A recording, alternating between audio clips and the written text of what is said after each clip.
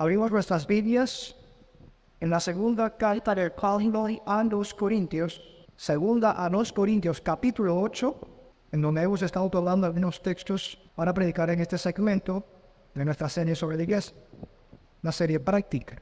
En el versículo 9, leemos en el nombre del Padre, del Hijo y del Espíritu Santo.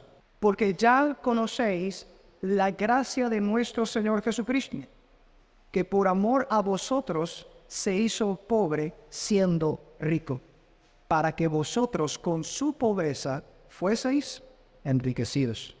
Bendita es la palabra del Señor. Vamos a ver. Amado Padre Celestial, aquí damos toda honra, gloria y honor a través de Cristo, quien es nuestro mediador, quien es el vicario que se ha presentado delante de ti en lugar nuestro, cargando nuestro pecado y condenando nuestro pecado en sí mismo, e imputándonos a nosotros su propia justicia, aquella que deriva de la perfecta obediencia que tuvo a tu santa palabra, obediencia que ninguno de nosotros ha podido ni podrá jamás presentar una obediencia perfecta. Ninguno de nosotros ha podido ni podrá jamás hacer esto. Pero tu Hijo Jesucristo, amado Padre Celestial, lo hizo. Vivió una vida de perfecta armonía con tu santa ley, pero murió como el más perverso de los pecadores, porque tomó sobre sí mismo la maldición y el castigo y la culpa que era nuestra. Y así, en ese glorioso intercambio, ha colocado sobre sí mismo nuestro pecado y el castigo que merece nuestro pecado, para por la fe en medio de él, imputarnos a nosotros la justicia que nos presente delante de ti como perfectos y cabales sin que nos falte cosa alguna. Declarados justos delante de ti, bendito Padre Celestial, por esta justicia de Cristo. Así que cuando nos acercamos en oración a ti, no confiamos en nuestros propios méritos, porque no hay ninguno. Tampoco confiamos, Señor, en que te muevan a ti nuestras miserias, que son muchas, sino que confiamos en tu plena gracia, en el beneplácito de tu voluntad, en que has querido justificarnos por medio de tu Hijo Jesucristo, y que por el gran amor con el que nos has amado, y por tu misericordia enviaste a tu Hijo a morir por nosotros para rescatarnos de la maldad, del pecado, del infierno, que es la consecuencia de nuestra maldad, de la destrucción y la ruina eterna. Venimos a ti, amado Padre Celestial, confiando en los méritos de Cristo, y por medio de él nos acercamos. Hacemos estas dos peticiones delante de ti por medio de nuestro Señor. Te rogamos que des un corazón dócil y un oído presto a tu pueblo para recibir tu palabra, pues está escrito que la exposición de tus palabras alumbra y da entendimiento a los simples. Pero también rogamos por mi propia persona como instructor de tu palabra, que sea fiel, que no me desvíe a derecha o a izquierda, que predique como si fuera mi último día con fervor, Señor, pero con fidelidad sobre todas las cosas, para que tu nombre, tanto en el que escucha como en el que predica, sea glorificado, bendito Dios, y que nuestras almas sean edificadas, sean confrontadas, aleccionadas, Señor, que seamos animados a ser transformados por el poder de tu Espíritu Santo, que hace brillar la luz de tu palabra en nuestros corazones. Que no meramente entre tu palabra por nuestros oídos, que nuestros canales auditivos no sean los únicos que reciban, Señor, la voz de esta predicación, sino que más bien sea esta predicación como tu voz hablándonos al corazón y nuestros corazones recibiendo de buena gana, de buena fe y con humildad, la palabra tuya implantada en nuestros corazones, por medio de la cual, Señor, tú vivificas nuestras almas, nos diriges a ser santos como tú eres santo. Ayúdanos, corrígenos también en esta área, refórmanos también en esta área.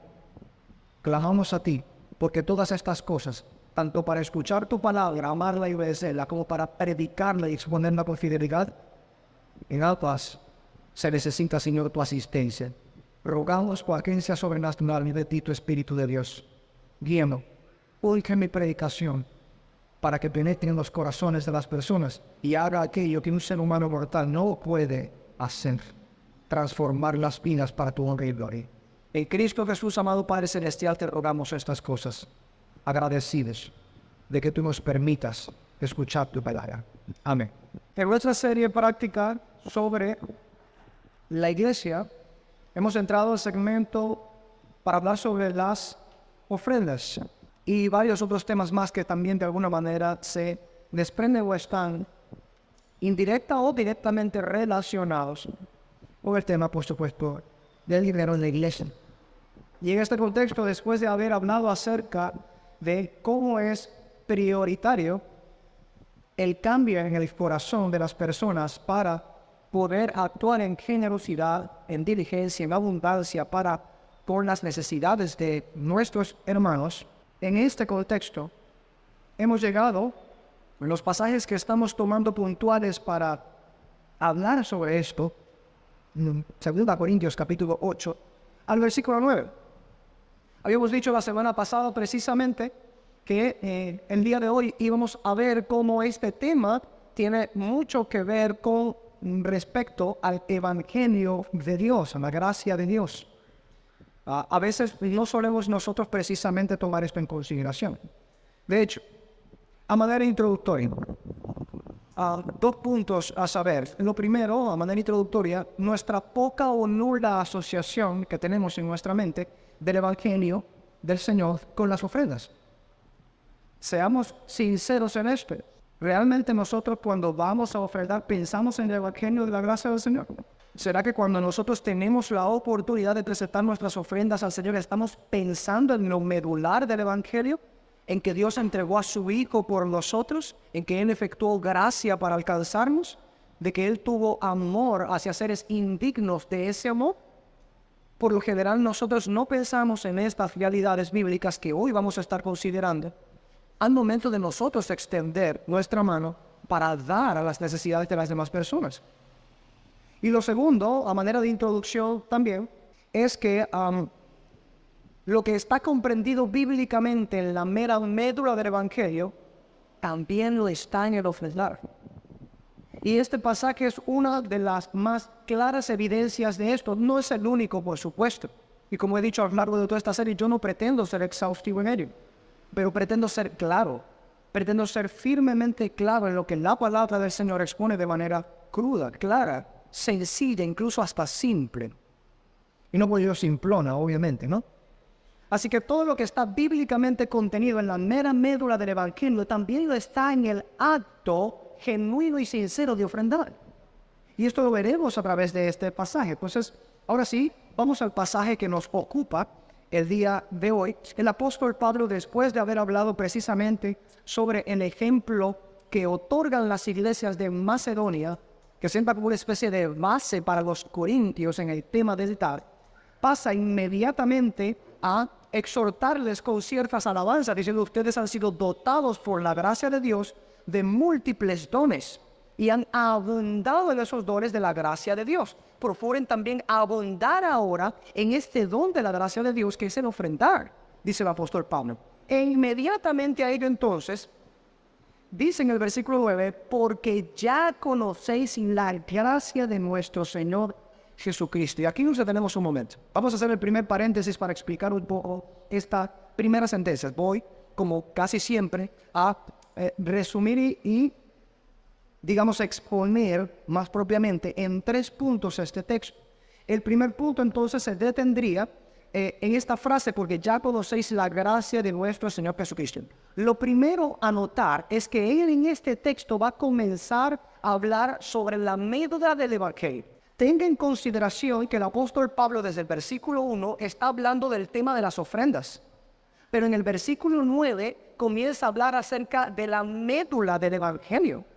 Es decir, aquello que usted y yo debemos creer para que en el camino de la salvación podamos llegar al reino de los cielos. No estoy diciendo con esto, y lo negué la semana pasada también, que el ofrendar influya directamente en tu salvación. Es decir, que si tú ofrendas más eres salvo, si ofrendas menos no eres casi salvo, o eso. No es lo que estoy diciendo. Lo que estoy diciendo es que las ofrendas, tal cual como se presentan por Pablo, inspirado por el Espíritu de Dios, en este pasaje, tienen directamente que ver con la médula del Evangelio. Y es lo primero que vamos a ver, que Pablo hace referencia a eso, porque dice, porque ya conocéis. Esa cláusula, ¿por qué? Es para unificar lo que viene hablando sobre la gracia del dar en las ofrendas y lo que él va a decir. Él dice, tiene que ver directamente lo que voy a decir con esto que ya les estoy mencionando sobre el ofrendar y sobre el dar. ¿Y qué dice? Porque ya conocéis. Tomemos en consideración esto. Cuando Pablo está hablando en este tema, evidentemente no le está hablando a gente en términos, digamos, figurativos, incircuncisos. No les está hablando a personas que no han sido sellados por la señal del pacto, del nuevo pacto que sería el bautismo. No les está hablando a personas que no tienen ninguna relación con la iglesia del Señor, sino que está hablándole a personas que tienen relación con el evangelio de Cristo.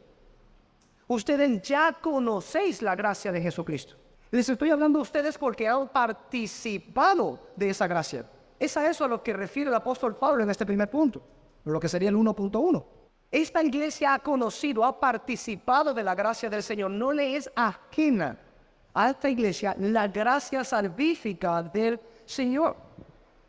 Y esto tiene todo que ver precisamente con lo que Pablo viene hablando, porque es crucial en lo que Pablo está diciéndoles sobre las ofrendas, que ellos echen mano de lo que ya conocen, de aquello que ya han participado. Como él procede a hablarles acerca precisamente de la gracia del Señor, les dice, ustedes ya han participado de esa gracia, ustedes ya conocen esa gracia.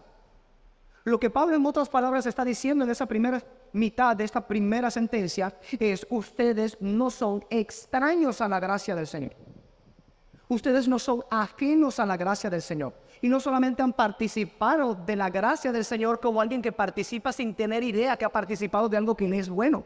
Porque puede suceder eso en muchos casos, que muchas personas hayan participado de la gracia sin aún tener un conocimiento de que está participando de algo bueno de parte del Señor. Pero este no es el caso. El apóstol Pablo sabe y tiene testimonio que esta gran iglesia en Corinto, a pesar de sus muchas dificultades, a pesar de todo lo que se nos enumera en su primera carta y todas las cosas que Pablo tuvo que ordenar, regular y corregir en ese aspecto, esta iglesia conocía la gracia del Señor. Había participado de la gracia del Señor. No eran ajenos a lo que la obra del Señor de gracia para salvación había mostrado. Ellos no eran ajenos a esto. Lo segundo que muestra en esta sentencia, o 1.2, es que le dice claramente porque ya conocéis la gracia de nuestro Señor Jesucristo. La gracia de nuestro Señor Jesucristo. Detengámonos un momento a pensar en él, porque es necesario que así sea. De hecho, ¿cuántos de nosotros en este aspecto realmente y a menudo consideramos la palabra gracia divina? La gracia de nuestro Señor Jesucristo. La gracia te sostiene, la gracia te ha traído al día de hoy hasta aquí. Fue la gracia del Señor que te abrió las puertas del reino de los cielos. Fue la gracia del Señor que te hizo heredero de las más inexpugnables riquezas en el reino de los cielos, de las inmarcesibles glorias y las abundantes promesas que Dios en Cristo ha dado para aquellos que creen en el Señor Jesucristo. Ha sido la gracia de Dios. Detente un momento y considera esto. No ha sido tu mérito lo que ha obtenido estas cosas. Tu mérito no ha obtenido la entrada al reino de los cielos. Tu mérito no ha obtenido la satisfacción de la justicia de Dios. Por mérito somos exactamente lo contrario a todo aquello que se nos da en Cristo Jesús. Merecemos la ruina, la perdición, la destrucción eterna, el vacío, el olvido, el que Dios voltee su rostro y deje caer sobre nosotros su inmenso furor, justo, pero inmenso furor. Por mérito esto es lo que nosotros merecemos. Así que lo contrario en este contexto, lo contrario a este mérito, es la gracia del Señor. La gracia del Señor es la que ha abierto las puertas para que cada una de estas cosas pueda ser aún una realidad de nuestra vida. ¿Y qué les dice Pablo entonces a los corintios? Ustedes han participado de esa gracia del Señor Jesucristo. Ustedes conocen bien esta gracia de nuestro Señor Jesucristo, han participado de esa gracia. A veces nosotros, conversando precisamente acerca de estas cosas, solemos incluso olvidar en primer término, o dos, algunos, desconocer lo que significa realmente la gracia del Señor. Puede que en medio nuestro incluso alguno esté sin considerar lo que realmente la gracia del Señor es. Así que atendiendo a esa necesidad, y también por otro lado tratando de recordar a nuestras propias almas lo que la gracia del Señor es, me valgo de un par de comentarios para definir la gracia del Señor a partir de las Escrituras. Charles Hodge, en su Teología Sistemática del tomo 1, hablando sobre los atributos de Dios precisamente, dice, la gracia es el amor ejercido hacia los indignos. Wow. Breve, concision, pero puntual.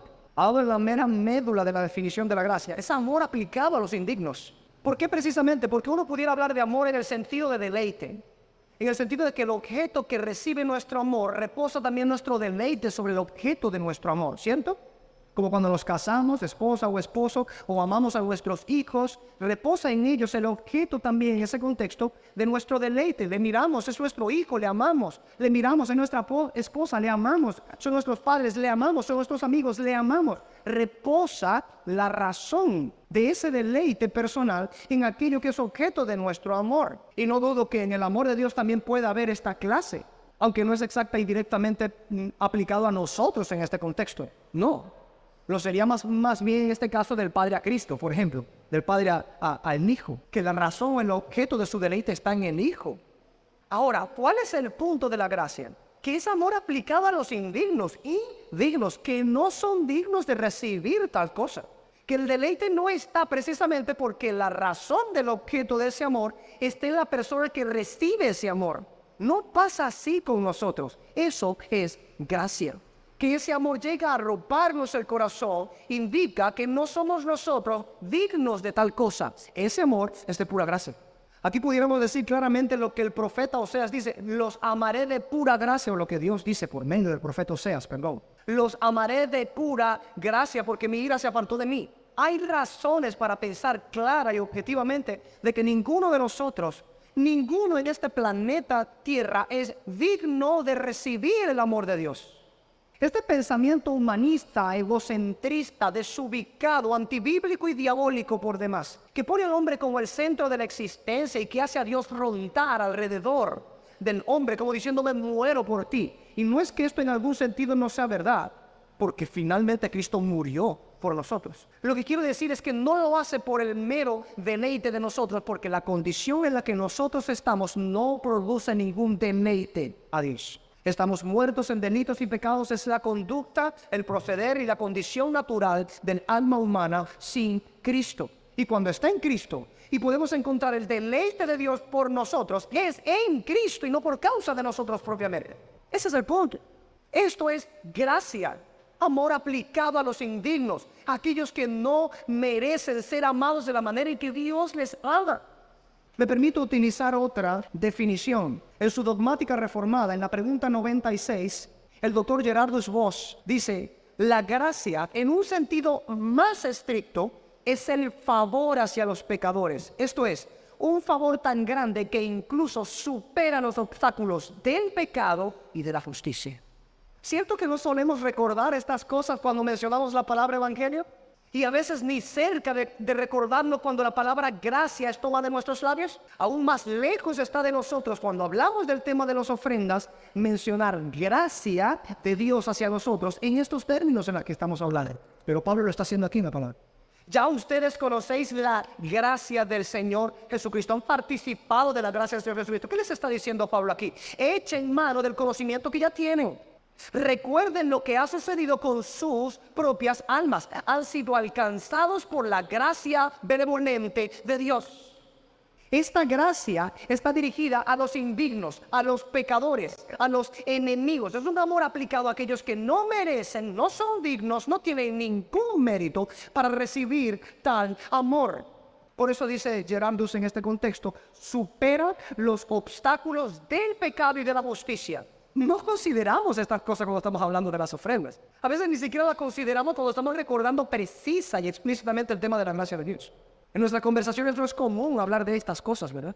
Y cuán deplorable es la mente humana, que aún tomando en los labios la gracia divina no se detiene, pasmado por la gloria del evento que hay, de que Dios haya amado a gente indigna, no se detienen a pensar en los obstáculos que suponen el pecado y la justicia de Dios para que ese amor sea aplicado a quienes son indignos.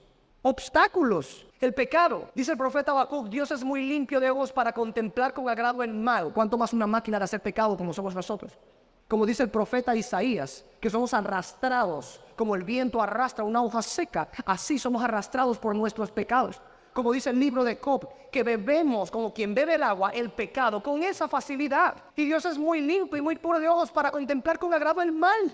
El pecado es un obstáculo. Pero no solo el pecado, la justicia de Dios. Porque la crudeza de nuestra condición maligna y pecaminosa heredada de nuestro primer padre, Adán, desde el Edén, en su caída, no es única y exclusivamente la razón por la que nosotros somos indignos del amor de Dios. Hay un obstáculo grande también en la justicia de Dios. Si Dios es quien dice ser, y realmente lo es. Si Dios es ese ser justísimo, irreversiblemente justísimo, ¿cómo puede amar a gente que es terriblemente pecadora? ¿vean a lo que me refiero? Estos dos obstáculos son saltados única y exclusivamente por la gracia del Señor. Amor aplicado a los indignos, amor aplicado a los pecadores. Y Pablo precisamente toma esto y dice, recuerden, estamos hablando de las ofrendas, pero recuerden, dice el apóstol Pablo, ustedes han participado de la gracia del Señor. Han sido hechos partícipes de un amor que les es aplicado a ustedes por gracia. Eso, decir, hay una gracia de la cual ustedes han sido participantes, es traer a memoria de aquellos que conocen la palabra del Señor, la condición en la que estábamos, es decir, nuestros pecados y la justicia terrible de Dios que no da por inocente al culpable. ¿Cómo es posible que en esa condición hayamos recibido no solamente vida en lugar de muerte, sino riquezas, honra y gloria eterna en lugar de todo lo contrario? Esto es lo que Pablo encierra en esta corta frase.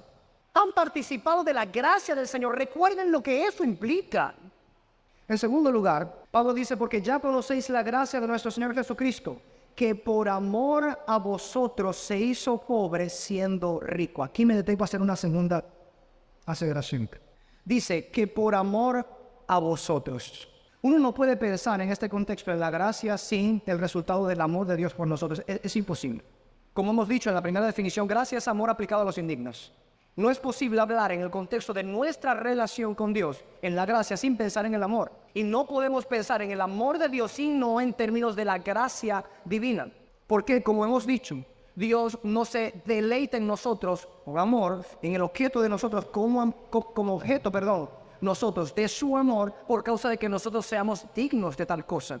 Como que Dios haya en nosotros todo aquello que Él desea, que Él ama, que Él le gusta, que es apropiado a todo lo que es su naturaleza. Claro que no. Y cada uno de nosotros en su propia conciencia es un testigo viviente de que no es así. Tenemos malos pensamientos, tenemos malas actitudes, tenemos malas palabras, somos negligentes en el deber. De muchas maneras, ponemos en manifiesto que nuestra naturaleza, nosotros mismos, no somos la razón por la cual Dios mismo nos ame. Con todo y eso, el apóstol Pablo dice que por amor a vosotros. Si hay algo que nosotros podemos notar una y otra vez en la palabra del Señor, es que claramente las Escrituras dicen que nos aman, que el Señor nos ama. Así que Pablo en este contexto les dice, bueno, ya ustedes recuerdan lo que la gracia del Señor Jesucristo es para ustedes, lo que eso supone. Y más explícitamente aún, el Señor Jesucristo los ha amado a ustedes, ha mostrado su amor. De hecho, pudiéramos considerar lo que Pablo también dice a los romanos en ese mismo contexto, diciendo, mas Dios muestra su amor para con nosotros en que siendo aún pecadores, Cristo murió por nosotros. La médula del Evangelio es precisamente que Dios ha derramado por gracia un amor a gente indigna para entonces llevarlos a la gloria. Y ellos no son dignos de tal cosa.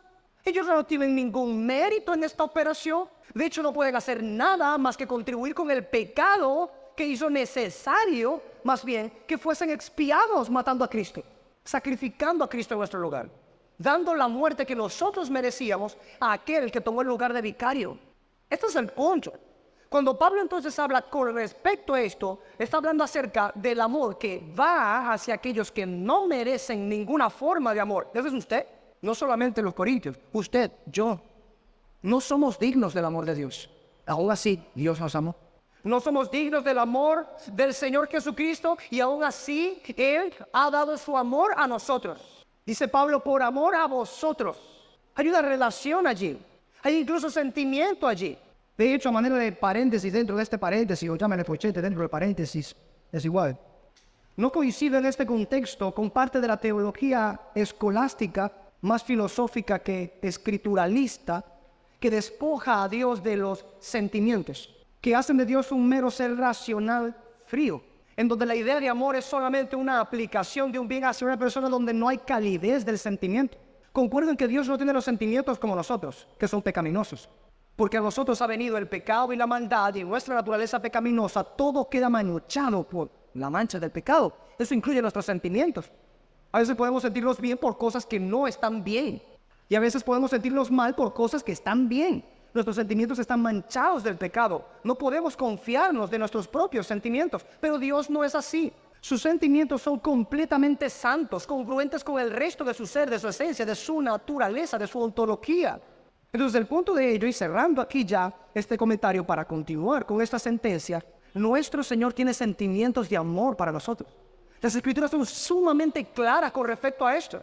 Se compadece el Señor de su pueblo como el Padre se compadece de sus hijos. Hay sentimientos allí. Sentimientos que uno pudiera decir en un sentido análogo con el ser humano, entrañables, o como sucedió con el mismo Señor Jesucristo. Al ver a las personas vagar, siguiéndole, se conmovieron sus entrañas porque les vio como ovejas que vagaban, que no tenían un pastor.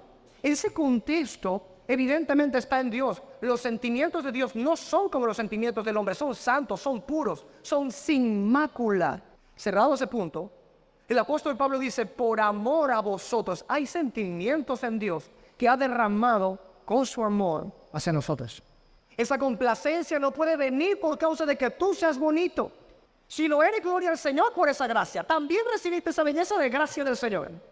No hemos hecho absolutamente nada para merecer estos sentimientos de amor que Dios ha tenido para con nosotros y que Cristo ha mostrado para con nosotros.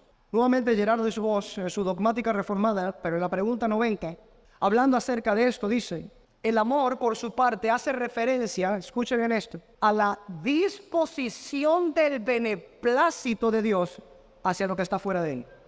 No es que el centro del amor de Dios no sea a sí mismo, porque esto en la teología es ampliamente observado y afirmado. El centro del amor de Dios es Dios mismo. Y no, eso no está mal, porque Él sí es perfecto, santo y justo, usted no. El centro de su amor, el centro de mi amor, no puedo ser yo mismo. El centro de su amor no puede ser usted mismo. Eso sería egolatría. Se dirá, ¿por qué no aplica lo mismo en Dios? Porque Él sí es perfecto, justo, bueno, santo y el autor de absolutamente todo. Y de su naturaleza de amor deriva nuestro entendimiento del amor. Así que cuando Dios se ama a sí mismo, está haciendo lo que es correcto. Cuando el centro de su amor es Él mismo, está haciendo lo que es correcto. Nosotros no haríamos lo que es correcto si el centro de nuestro amor somos nosotros mismos. Dios no nos manda eso. Al contrario, nos manda a negarnos a nosotros mismos. Pero ¿cuál es el punto de Él? Que aun cuando Dios es el centro de su amor, precisamente es sí mismo para darse gloria, porque eso es correcto, porque eso es lo adecuado, eso es lo perfecto, justo, santo y bueno, aún así, Dios ubica y canaliza su amor para aquellos que están fuera de Él. Esto es sencillamente insólito. ¿No entiende, hermano, que Dios no nos necesita? De hecho, dentro precisamente de hablar de los atributos del Señor, hablamos o mencionamos acerca de la aceidad de Dios. Dios no te necesita, querido hermano, pero Jesucristo te amó. Jesucristo es Dios en carne. Dios no te necesita para su mera existencia y te amó. Mostró su amor, que estaba perfectamente satisfecho en sí mismo sin que le faltara cosa alguna, lo mostró y lo aplicó para ti. ¡Wow! El segundo punto de este segundo punto, o 2.2, es que por amor a nosotros se hizo pobre siendo rico. Lo que hace precisamente sumamente glorioso este punto, que a nuestros ojos no podemos pasar desapercibido esto, es que nuestro Señor no nos amó meramente de labio, como diciendo, yo los amo a ustedes, pero me desentienden. Yo les doy amor, sí, yo les amo, pero soy insensible a sus necesidades. Yo les amo, yo sé que ustedes van a morir, yo les amo. Van a ser destruidos eternamente por mi furor y mi ira, pero yo les amo. Me importa poco el resto de las cosas que vayan a suceder contigo después, pero yo te amo. ¿Es esa la clase de amor que Dios da? No. Y en Cristo Jesús está la más amplia prueba de que no es así. La más profunda e irrefutable prueba del amor de Dios. ¿Qué es lo que hace en este contexto? Como mencionaba Gerardo de su voz, es la disposición del beneplácito de Dios a afilar, a conducir, a canalizar el amor hacia fuera de Él. No como dejándole a sí mismo sin amor por su propio nombre. Eso sería herético, blasfemo. Sino a comunicar ese amor a aquellos que están fuera de Él. Pero recordando en este contexto que aquellos a quienes está comunicándoles el amor no son perfectos como Él es perfecto. Él puede amarse a sí mismo y tener deleite en sí mismo porque es perfecto, santo, justo, bueno. Se entiende que se ama a sí mismo y se dé gloria a su propio nombre. Pero que canalice parte de ese amor para aquellos que están fuera de Él. Y no solo meramente fuera de Él, están fuera de Él en la condición en la que tú y yo estuvimos fuera de Cristo. Eso es pasmante. Debería dejarnos en asombro, atónito, anonadados de que tal cosa siquiera pueda pensarse. Que un ser cuya naturaleza es un amor santo, que solamente puede ser debidamente ocupado sobre sí mismo porque es perfecto y santo, se ha tomado de ese amor para aplicarlo a quienes están fuera de él, siendo que no tiene ninguna necesidad de los que están fuera de él. De hecho, los que están fuera de él dependen de él mismo, y él coloca su amor en ellos. Y lo coloca a pesar de lo que se volvieron por causa del pecado. ¡Wow! Esto es lo que sucede en la mente de Pablo en este contexto. Ahora sé que el tema del Evangelio es tan apasionante en este contexto que de repente el mismo fervor con el que predico nos vaya a desubicar un poco de lo que venimos hablando, pero no se salga de lo que venimos hablando. Estoy explicando la gloria del Evangelio, estoy explicando el amor y la gracia del Señor con respecto a esto, pero no descuide que el tema principal en el que Pablo está conversando estas cosas en su carta es el tema de las ofrendas. Y por eso Pablo añade en este contexto que por amor a vosotros se hizo pobre siendo rico. ¿Se ha detenido usted a considerar estas cosas? Digo, puede que nuestra mente de algún momento lo piense, ¿no? La gloria que tenía el Hijo junto al Padre, como decía el mismo Señor Jesucristo. La gloria que tuve junto contigo antes de que el mundo fuese. Considere eso, hermano. El Hijo de Dios y la gloria que compartió con su Padre antes de la fundación del mundo. Y teniendo este grado altísimo de honor, de gloria celeste, se despoja de esto para volverse pobre, siendo rico. Las riquezas de sus glorias celestiales estaban allí. El dominio absoluto de todo cuanto existe, porque todo es de Él, por Él y para Él. Y que sin Él, nada de lo que existe habría llegado a la existencia. Todo es de Él. No hay una sola molécula, como decía Kuiper, en donde Dios no coloque su sello y diga, me pertenece. Una sola molécula en este universo no tiene esa libertad. Todo está dominado en el universo, no solo en el planeta Tierra, en el universo. Las grandes galaxias, las estrellas, los planetas que ni siquiera tenemos idea de que existen y de que nuestros más grandes telescopios no alcanzan a observar, le pertenecen a Él y fungen su existencia, aunque ni siquiera haya vida allí, para darle gloria a Él. Toda esa gloria tenía el Hijo antes de que el mundo fuese. Y cuando llegó a existencia el universo, toda esa gloria tenía el Hijo junto con el Padre. ¿Y qué hizo el Señor Jesucristo? Se hizo fuera. Se despojó de la gloria celeste. Y no que haya dejado de ser Dios, más bien que sus atributos, vestidos como por tabernáculo en su carne, quedaron ocultos temporalmente. No se veían sino apenas pequeños destellos de la gloria de Dios en Cristo. Y aún así los hombres decían, vimos su gloria como la del unigénito, lleno de gracia y verdad, vimos su gloria. Si hubiesen visto al Hijo del Hombre antes de venir a la encarnación, pasmados. Que es lo que sucederá en el día final cuando le vean venir en gloria, en gran gloria y poder. El punto en medio de ello es que, claramente, el Señor Jesucristo escogió hacerse pobre, teniendo una riqueza que es inconmensurable, una riqueza que es inescrutable, no puede escrutarse.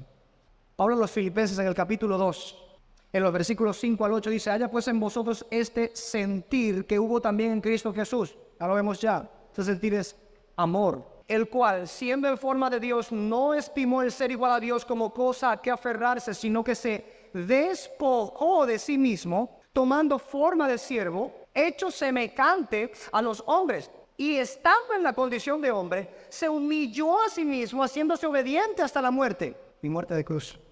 Esto es amor. Esto es amor de gracia, más propiamente hablando. ¿Pudiera alguno de nosotros, por amor hacia una persona, el cual es el objeto de nuestro deleite, ponerse en el piso, que le pasen a uno por encima? Esos actos de heroicismo, de amor que uno puede ver quizás en una película o que se narran en ciertos eventos históricos o que podemos ver de alguna u otra manera en algún libro, una novela de ficción o alguna historia. Uno puede considerar estas cosas y decir, bueno, estaba tan enamorado este personaje, esta persona amaba tanto a esta que era objeto de su pasión, de su amor, de su deleite, que se entregó a morir. Y uno puede decir, bueno, lógicamente, aunque es un acto heroico en este contexto, se justifica y se entiende porque la razón de su deleite, la razón de su pasión, la razón de su agrado, es esa persona por la cual precisamente está haciendo lo que hace. ¿Eso es lo que sucede con Dios y nosotros? No, ese es el punto. Ese es el punto.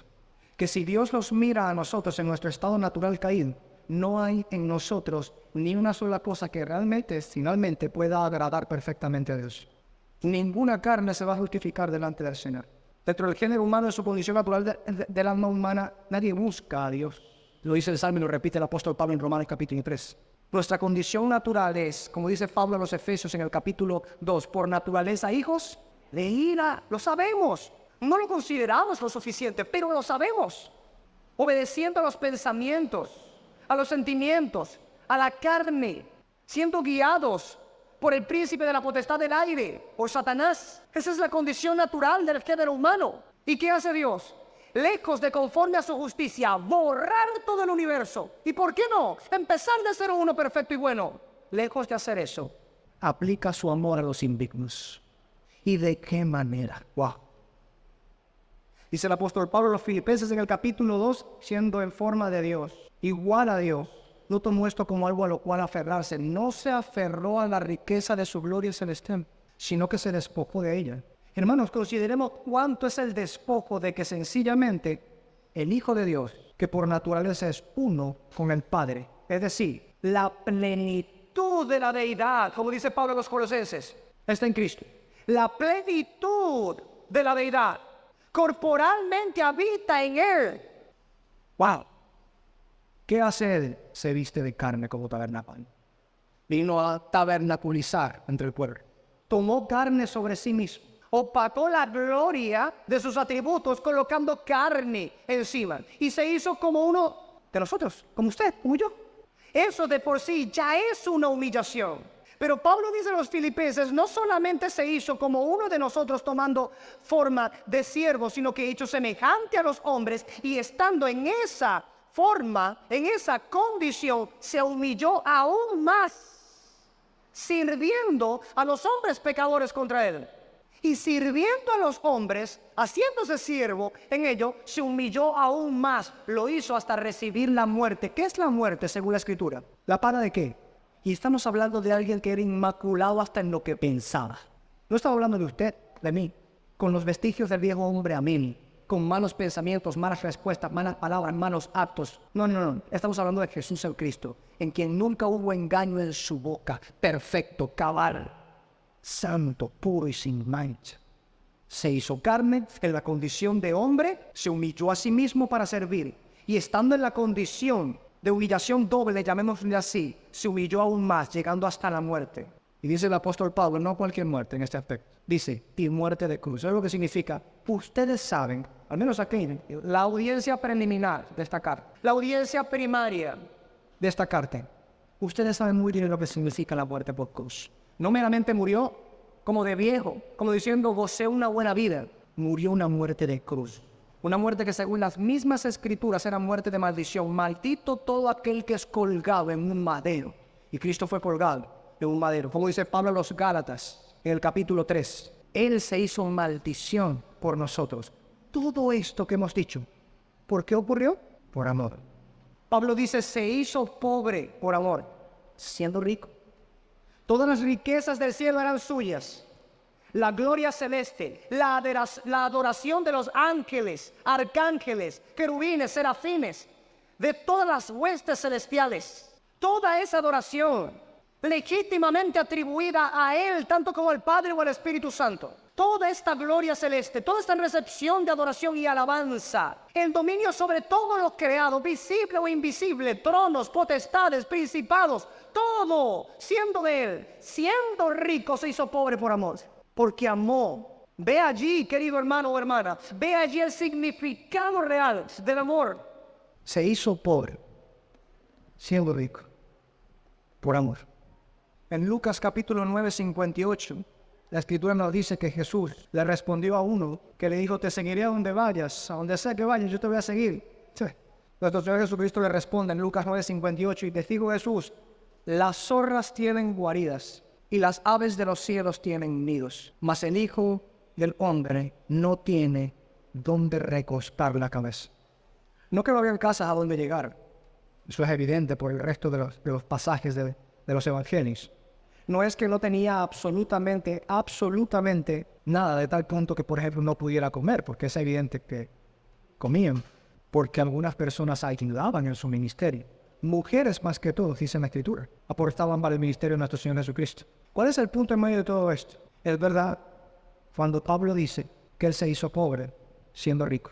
Y no consideremos única o meramente las glorias celestes, como decimos, se despojó de esto y se hizo pobre de esto, y cuando llegó al mundo, guardó un poco de su gloria, que en comparación con la celeste sería poca aquí en la tierra, pero en comparación a la pobreza de la tierra sería mucha. No, tampoco. Se hizo pobre de la gloria celeste y se hizo pobre entre el mismo género humano. Consideremos estas cosas.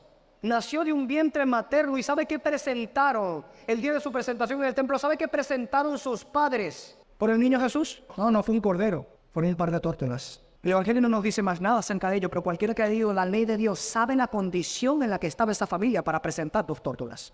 Pobreza. No tenían nada. Presentaron 2 tórtolas porque no tenían ni para presentar un cordero, por la gran bendición de tener un hijo primogénito. Este es el punto. Cuando consideramos la gran gloria y majestad que tuvo el Señor y todo aquello por lo que se despoja y escoge despojarse de esto por amor, ¿lo entiendes? Por amor a tu alma, por amor a ti. Y que tú no puedas decir, yo no soy el objeto de su deleite. No es que mi vida lo llevó a Él a ser un héroe en ese aspecto. Es que estaba tan enamorado de mí, porque soy tan lindo, porque soy tan inteligente, que mi amor desaforadamente se entregó por mí. No eres. Esa es razón del deleite de Dios. Te amó de pura gracia, pero lo hizo y lo hizo hasta el fin. Se despojó de toda su riqueza celestial para amarte y se hizo pobre, doblemente pobre. Quiero traer a colación un comentario. El hombre pobre de Hawker se llama el comentario. Si alguien lo tiene en español me lo pasan, solamente existe en inglés. Y es difícil hacer traducciones de comentarios, tiene que tener un inglés bastante viejo. Dice el comentario, cuando miramos a Jesús, que aunque Señor de todos se hizo siervo de todos, que aunque Señor del cielo y de la tierra y rico más allá de todo cálculo de riquezas, sin embargo arrojó su gloriosa reputación y tomó sobre sí la forma de un siervo y se hizo pobre para que sus redimidos, a través de su pobreza, pudieran ser enriquecidos. Este es un precedente inaudito, un ejemplo sin igual y que deja a una distancia infinita todo lo que se puede mencionar sobre la liberalidad. ¿Quién puede ser más liberal que Dios en dar? ¿Quién puede tener mayor liberalidad que el Hijo mismo que se ofrendó a sí mismo y se despojó de toda su gloria para darse a sí mismo en función de aprovechar o bendecir a aquellos que no solamente no eran dignos, sino que merecían más bien lo contrario a lo que Él estaba luchando por darles? Muerte, ruina y destrucción eterna merecían. Hawker continúa y dice, y lo que tiende a realzar aún más la misericordia son las personas por las que este amor de Cristo se mostró de esta manera. No ángeles ni hombres santos, sino pecadores. Y de los más profundos tintes, sí, enemigos de Dios, por obras malvadas que no habían hecho nada hombres malvados que no habían hecho nada para merecer el favor divino, sino que lo que habían hecho todo era para merecer el desagrado divino. Cuando consideramos que la Escritura dice, por amor de vosotros, siendo ricos, sí, Señor. Una sentencia que leyéndola, duramos que 1.2 segundos. El que más lento lee, lo leerá en 3 segundos. La velocidad de nuestra lectura no va con nuestra meditación muchas veces. Saltamos como liebres de un lado al otro el pasaje si no consideramos la magnitud, la profundidad, la gravedad de las cosas, de las palabras que el Espíritu Santo ha impreso allí. El apóstol Pablo continúa y finalizando el versículo 9, segunda carta a los Corintios, capítulo 8, dice, porque ya conocéis la gracia de nuestro Señor Jesucristo, que por amor a vosotros se hizo pobre, siendo rico. Hay un propósito para él, dice, para que vosotros con su pobreza fueseis enriquecidos. Como había dicho anteriormente, lo repito en ese tercer punto para ahondar un poco más. Dios no se quedó en la mera mención de que nos ama. Usted y yo, acostumbrados a mentir o a ser ligeros de labio, podemos decirle a una persona que lo amamos sin no mover un solo dedo por aquellos a quienes decimos que amamos. Porque usted y yo somos pecadores. Porque los vestigios del viejo hombre aún están en nosotros. Pero Dios está lejos de parecerse a nosotros en ese aspecto. Lejos. Como decía Hawker, hay una marcada infinitud de distancia entre la liberalidad de Dios con la que Él nos ha amado, siendo nosotros indignos, a la mera mención de nuestros labios de que amamos a un hermano, siendo que nosotros sí estamos en la misma condición pecaminosa que los otros hermanos, que los otros prójimos. ¿Qué dice el apóstol Pablo en ellos? Se hizo pobre, siendo rico, por amor a vosotros. ¿Para qué? Para que vosotros con su pobreza fueseis enriquecidos. Hay un elemento en esta sentencia que no deja atornillarme la mente, la conciencia con respecto a estas cosas. Que cuando Cristo lo hizo en este contexto, tenía en consideración, sí, a usted y a mí, que este amor aplicado de gracia, porque esto es gracia, amor aplicado a los indignos, viene a nosotros en el momento en el que precisamente más lo necesitamos, pero cuando menos lo merecemos. De hecho, nunca podemos merecer el amor del Señor. Tan malos somos, tanta es la cantidad de maldad, tal es la profundidad y la gravedad de nuestros males. Pero ¿qué hizo Jesucristo? Que todo lo que hemos venido mencionando, que es la médula del Evangelio, hizo todo esto para que finalmente toda esa humillación que el Rey de Gloria, ante el cual la puerta de las cabezas eternas y gloriosas se abrieron de par en par, toda esta humillación que ese Rey de Gloria recibió, fuera para que usted y yo recibiésemos todo aquello que ni siquiera merecéis. Un nuevo nombre, lo que indica por supuesto una nueva vida.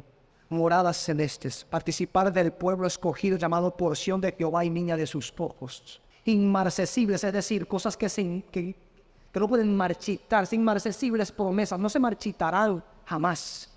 Son dadas a vosotros por gracia. Todas estas cosas nos enriquecen y en la vida eterna tendremos riquezas sin número. Todo lo que hoy pudiera ser nuestra pobreza y nuestra fragilidad por nuestra condición humana y por causa del pecado, en aquel contexto será solamente un espejismo, un recuerdo triste de un pasado que Dios por su poder y su gracia transformó para nuestro bien. Y todo esto sin que usted y yo lo mereciésemos. El Rey de Gloria, el unigénito de Dios lleno de gracia y verdad, se despojó de todas estas cosas y se hizo pobre, y por medio de su pobreza te enriqueció a ti y a mí. El viejo puritano John Trapp, en su comentario, decía: he aquí que el que era heredero de todas las cosas, como menciona Hebreos 1:2, heredero de todas las cosas, apenas era dueño de nada, sino que se despojó y se desvistió de todo para coronarnos con su pobreza de las inestimables riquezas de la gloria celestial. Este es un motivo de misericordia tal que puede derretir el corazón más acerado que exista. O debería. Le añadiría yo al comentario de Trapp. O debería. Cuando realmente alguien se detiene a pensar en la mera médula del Evangelio, en que Dios, el Padre, entregó a su Hijo, su unigénito, su deleite, su amado, su único, lo entregó por seres tan pecaminosamente repulsivos como usted y yo. No se ofenda porque me diga repulsivo. Yo soy más repulsivo que usted, por si eso le baja un poco su indignación. Repulsivos como nosotros, haya entregado a su Hijo, lo más glorioso. No entregó un ángel, no entregó un arcángel, no entregó a aquellos que con 3 pares de alas, que con unas volaban, otras tapaban el rostro y con otras tapaban los pies, cantaban Santo, Santo, Santo, Jehová de los ejércitos, toda la tierra está llena de su gloria. No agarró uno de esos y dijo: ¿sabe qué? Eres sumamente glorioso, bueno, santo, y estás en mi morada cantándome de día y de noche, en mi mismísima presencia, y ni siquiera puedes ver mi rostro de la pureza de mi santidad, pero te voy a enviar a morir por el género humano. No, eso no fue lo que hizo. Por más glorioso y elevado que fuera esta criatura, seguía siendo una criatura. ¿A quién envió? Al Hijo, al unigénito. Dios vino en mismo, como prometió en las escrituras veterotestamentarias. Yo mismo iré la fe de mi vida. Se entregó, se hizo pobre para enriquecer a quienes no solamente no merecían este enriquecimiento, sino que merecían exactamente lo contrario. Cuando alguien hace reposar su mente, su pensamiento en estas gloriosas verdades que son la médula del Evangelio, el Hijo de Dios fue entregado por gracia para nuestra redención y para que las gloriosas y eternas promesas que Dios ha dado se cumplan en nosotros. Cuando alguien se detiene con una conciencia viva a meditar en estas cosas, ¿cómo su corazón aún puede permanecer duro hacia el prójimo? Eso es lo que Pablo está llevando a los corintios a meditar. Le está diciendo a los corintios: ustedes conocen desde el año pasado que ustedes hablaron que iban a contribuir. Conocen desde el año pasado la necesidad cruda y dura que están teniendo los judíos en toda Judea, por la persecución, el hambre, la miseria, la muerte, todas las cosas que nuestros hermanos en Cristo en Judea están sufriendo. Ustedes saben de esto. Y saben también que las iglesias en Macedonia a pesar de la terrible aflicción que tienen, la grave dificultad y la extrema pobreza que tienen, han sido los primeros y los más abundantes en dar para ayudar en la necesidad de nuestros hermanos allá. Y ahora les dice, aún más, ustedes conocen la gracia del Señor Jesucristo. Saben lo que esa gracia implica, en qué condición estaban ustedes cuando la gracia del Evangelio los acercó al reino de los cielos. Saben que el Señor Jesucristo, siendo rico, se hizo pobre para que esa pobreza que Él llegó a tener pudiese enriquecerlos eternamente a ustedes. Oh, bendita, bendita palabra. Porque aunque ponen estrecho nuestros corazones, y Dios permita que así sea, que aperture nuestros corazones, que si de alguna manera sirven de algo nuestros sentimientos, sirvan en esto. Empezar, meditar con conciencia viva. Si realmente nosotros hemos participado del Evangelio que se nos menciona en las Escrituras, si conocemos la gracia de nuestro Señor Jesucristo, ¿por qué aún tenemos corazones duros para con nuestros hermanos? ¿Por qué aún no está en nosotros la misma gracia, esa misma disposición del beneplácito para con nuestros hermanos? Cuando hemos tenido la disposición del beneplácito de Dios mismo, siendo Él perfecto, justo, santo y bueno, para con nosotros, siendo pecadores, viles y menospreciables, lo peor de lo peor, habiendo insultado a aquel que nos ha dado la gloria eterna, no como recompensa de nuestras maldades, porque a Cristo en lugar nuestro le dio la muerte en recompensa por nuestras maldades. El precio de nuestra paz fue sobre. El apóstol Pablo en 1 Juan 4:11 dice, amados, después de que en ese capítulo viene hablando sobre el amor, bueno, en todo el capítulo habla, y en toda la carta habla sobre el amor, una carta que sería muy pertinente que todos meditasen. Dice, amados, si Dios nos ha amado así, debemos también nosotros amarnos unos a otros. El apóstol Juan también habla precisamente acerca de ese amor, ¿no?, que nosotros como creyentes también nos verbalizamos tener para con aquel a quien llamamos Dios, Señor, Redentor nuestro. Lo he dicho y lo sostengo. Todos nosotros somos muy ligeros de labios. Solemos decir con prontitud, muchas veces a la ligera, te amo, Señor. ¿Cierto? Al menos en ello, Pedro fue un poco más consciente y cuando se le preguntó si amaba al Señor, le respondía que él le quería. Puede que las traducciones modernas no hagan ver esta sutil diferencia, pero hay mucho allí. Se le preguntaba a Pedro si amaba al Señor y Pedro le respondió, Señor, tú sabes que te quiero. Y la última pregunta del Señor Jesucristo fue, Pedro, ¿me quieres? Por eso fue que se entristeció. Pero dijo la tercera vez, Señor, tú lo sabes todo, tú sabes que yo te quiero. Luego veríamos a un Pedro cuyo amor sería ampliamente testificado por el privilegio del martirio, de cómo predicó el Evangelio con amor al Señor, con amor a sus hermanos, de cómo apacentó las ovejas por amor al Señor y amor a los hermanos. El punto de todo ello es que precisamente estaba siguiendo el ejemplo de ¿quién? De Jesucristo. Ejemplo que a los corintios se demanda en este pasaje seguir con respecto a la medida del Evangelio. Cristo, en su gracia, tuvo amor por aquellos que eran indignos. Eso te ubica a ti y a mí, nos ubica a ti y a mí, en el mismo plano que los corintios. Tú y yo no somos dignos del amor de Dios. Tú y yo no somos dignos de la gracia del Señor. Eso haría que la gracia dejase de ser gracia. Con todo y ello, el Señor aplicó su amor a los indignos. Te amó, siendo tú un pecador. Y se hizo pobre y escogió hacer todas estas cosas que lo llevaron a la humillación, despojándose de su gloria celeste, de su ocupación gloriosa celeste, para que usted y yo llegásemos a tener lo que tanto nosotros agradecemos que tendremos en la eternidad con nuestro Señor Jesucristo. Y aún hoy mismo, muchas de las gloriosas cosas que el Señor hace hoy mismo por nosotros, y las que prometen la gloria eterna, una eternidad en una tierra y un cielo que es completamente perfecto, sin injusticia, sin mal, con un hombre nuevo, con una naturaleza y un ser incapaz de pecar de ninguna manera, perfecta y eterna felicidad, gozo indescriptible y sincero por la eternidad. Todas estas cosas sin que tú seas merecedor de absolutamente nada. Y el que te amó no te amó porque tú fueses el objeto de su deleite, como diciendo que por tu naturaleza te has ganado el amor del Señor, sino que lo hizo de gracia. Eso es lo que Pablo está mostrando a los corintios que recuerden allí. Si fuiste amado de esa manera, si la gracia de Dios te abrazó de esta manera, como dice John Trapp, esto debería derretir el más acerado de los corazones. Concluyo con este pensamiento de Juan Calvino. Este ejemplo nos estimula a la beneficencia, para que no escatimemos nuestra ayuda cuando se trate de socorrer a nuestros hermanos. Con su pobreza Él nos ha enriquecido a todos con este fin, para que no nos cueste tomar de nuestra abundancia aquello que podamos dar a nuestros hermanos. Y esto es básicamente lo que os decía al principio. El Señor en el Evangelio nos ha mostrado su gracia y su amor para personas que no tienen de ninguna manera una dignidad ante ellos.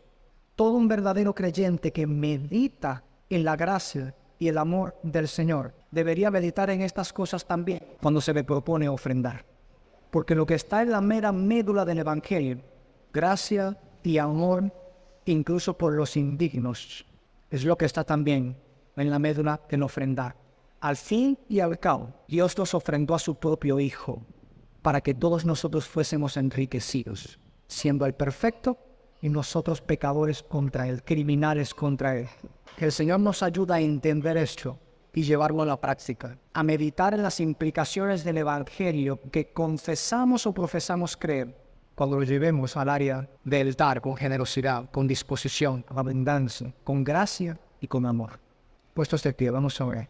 Amado Padre Celestial, confesamos, Señor, que no es nuestra costumbre meditar en la profundidad de tu amor y en la extensión de tu gracia hacia los indignos, cuando a nosotros se nos da la oportunidad de dar a los necesitados, de ofrendar.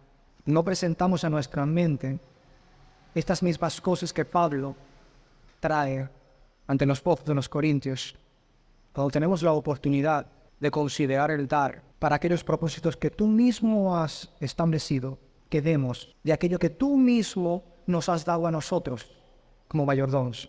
No lo hacemos, Señor, y lo confesamos. Ni siquiera meditamos en estas cosas con la suficiente frecuencia como para al menos un par de veces a la semana quedar pasmados, anonadados, extasiados, pensando en tu gracia, en el profundo amor con el que nos has amado a pesar de nuestra disolución, de nuestro desvarío, de nuestra necedad. Pero nos has amado, Señor. Y tú, bendito Jesús, te hiciste pobre.